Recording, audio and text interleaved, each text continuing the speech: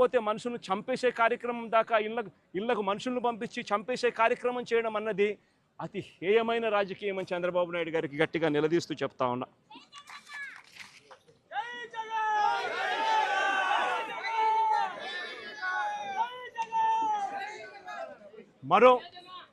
మరో ఉదాహరణ, నా పక్కనే ఉన్న గోవర్ధన్ అన్న కూతురు. నేను అడుగుతా ఉన్నా, గోవర్ధన్ అన్న జైల్లో పెట్టినప్పుడు వీళ్ళ ఇంట్లో బాధ ఉండదా అని అడుగుతా ఉన్నా. వీళ్ళందరూ పిల్లలు కాదా అని అడుగుతా ఉన్నా. వీళ్ళందరికీ బాధ కలగదా అని అడుగుతా ఉన్నా. ఏం తప్పు చేశాడని చెప్పి గోవర్ధన్ అన్నను జైల్లో పెట్టారని అడుగుతా ఉన్నా. ఏకంగా 14 కేసులు, గోవర్ధన్ అన్న మీద పెట్టిన కేసులు ఏకంగా 14 కేసులు. ఒక కేసు అయిపోతూనే ఆ కేసు అయిపోయిన వెంటనే మరో కేసు పెడతా ఉన్నారు.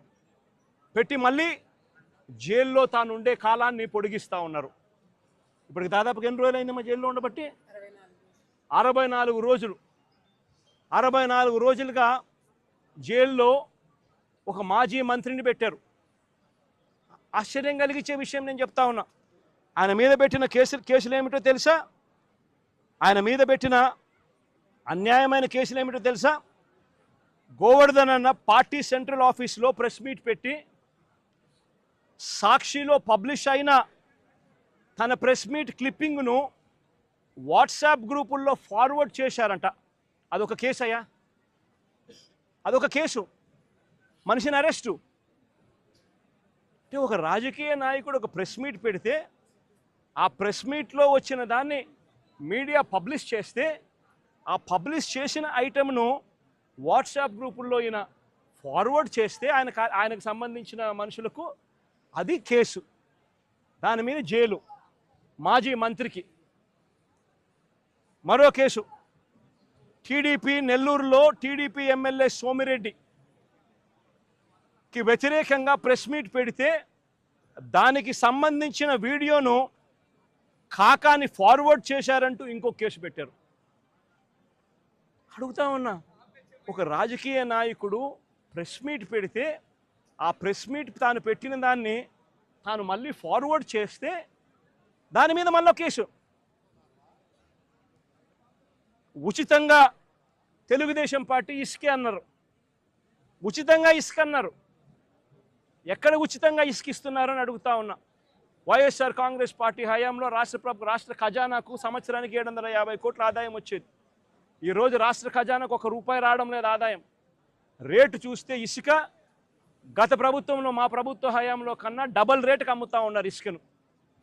గుచ్చెలు విడిగా దోచేస్తూ ఉన్నారు రాష్ట్రాన్ని. అలాంటి సందర్భంలో ఇసుక ఉచితంగా దొరకడం లేదని, మీరు చెప్పింది ఇసుక ఉచితంగా ఇస్తామని చెప్పారు, ఆ ఇసుక ఉచితంగా దొరకడం లేదని భవన నిర్మాణ కార్మికులు నిరసన తెలిపితే ఆ గతంలో పోలిస్తే రేటు డబల్ అయ్యింది అని చెప్పి వాళ్ళంతా కూడా నిరసన తెలుపుతూ ఉంటే దానికి గోవర్ధన్ అన్న సంఘీభావం తెలిపాడు అని చెప్పి ఆ తెలిపిన దానికి మరో కేసు. ప్రజాస్వామ్యం ఎలా ఉందో చూడమని చెప్పి నేను అడుగుతా ఉన్నా. మీ ద్వారా రాష్ట్ర ప్రజలందరికీ కూడా విజ్ఞప్తి చేస్తూ ఉన్నా. ప్రజాస్వామ్యం ఎంత దారుణంగా ఉంది అని చెప్పడానికి జరుగుతూ ఉన్న ఈ ఘటనలు ఎలా అద్దం పడతా ఉన్నాయో గమనించమని అడుగుతా ఉన్నా. మరో కేసు, వెంకటాచలం మాజీ జెడ్పీటీసీ శేషయ్యన్న మీద అక్రమంగా కేసు పెట్టి జైలుకు పంపితే దీన్ని నిరసిస్తూ గోవర్ధన్ అన్న మాట్లాడితే పోలీసులకు వ్యతిరేకంగా మాట్లాడారు అని చెప్పి దాని మీద కేసు పెట్టారు.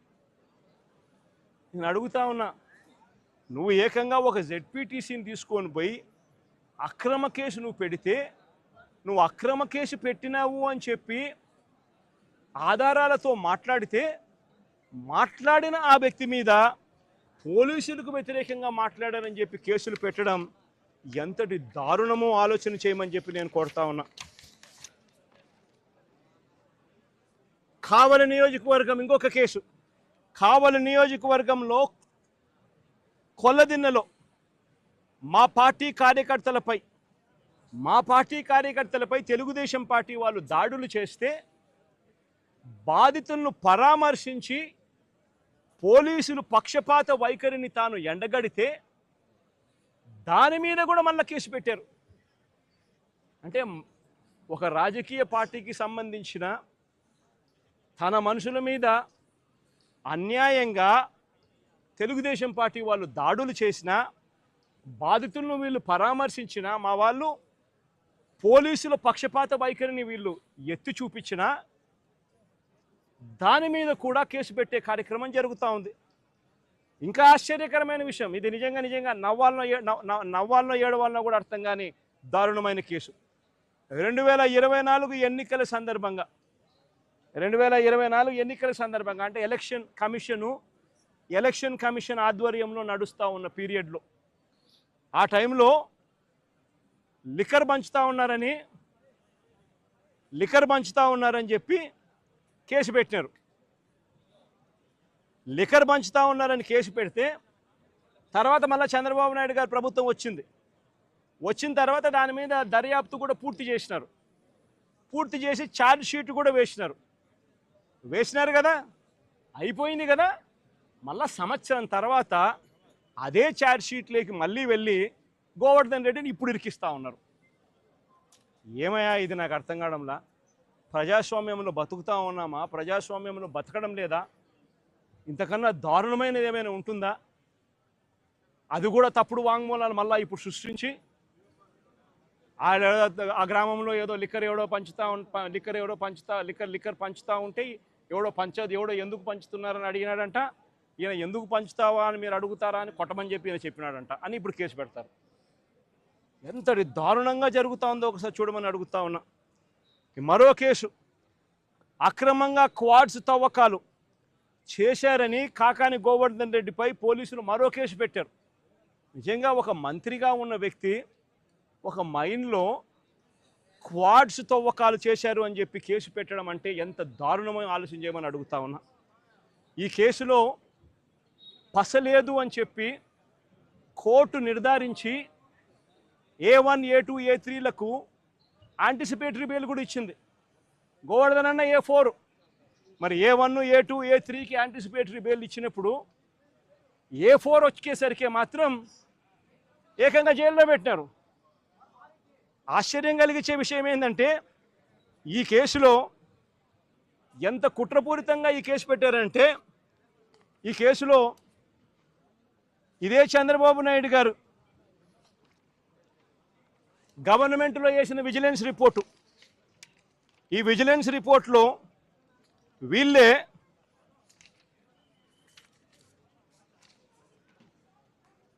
the village revenue officer Sri Siddam Pullaya also confirmed that no quarrying activities had been carried out for the past 4 years.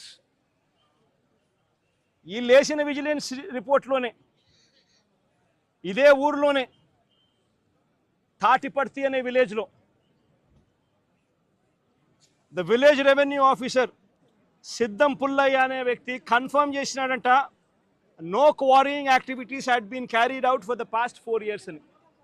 నేను అడుగుతా ఉన్నా, ఏందయ్యా ఇది నాకు అర్థం కావడం లేదంట. ఈ కేసు సరిపోదు అని చెప్పి ఈ కేసులో పసలేదని ఏకంగా SC ST కేసు పెట్టారు. మళ్ళీ దీంట్లో మైనింగ్లో SC ST కేసు పెట్టినారు. నిజంగా ఎంత దారుణమైన వీళ్ళ పరిస్థితి ఏమిటి అని ఆలోచన చేయమని అడుగుతా ఉన్నా. సేడిజం అన్నది చంద్రబాబు నాయుడులో నరాలలో సేడిజం అన్నది ఎంతగా ఉంది అని చెప్పడానికి ఇవన్నీ కూడా నిదర్శనాలు కావా అని అడుగుతా ఉన్నా. మరో కేసు, ఇదేమన్నా ఎంతమంది చూసింది? మరో కేసు ఇదేంది, మాగుంట శ్రీనివాసరెడ్డి అనే వ్యక్తి MP, ఆయన నాలెడ్జ్ తెలియకోకుండా ఎవరో మైనింగ్ పర్మిషన్ తీసుకున్నారట, ఇల్లీగల్గా మైన్ చేశారంట, ఫోర్జరీ సంతకాలట. ఆ కేసు ఎప్పుడు పెట్టినాము? మా ప్రభుత్వ హయాంలో మేము బుక్ చేసిన కేసు. అంటే మా MP అప్పట్లో మాగుంట శ్రీనివాసరెడ్డి, ఆయనకు తెలియకుండా ఎవడో ఫోర్జరీ సంతకాలు పెట్టి ఇల్లీగల్ మైనింగ్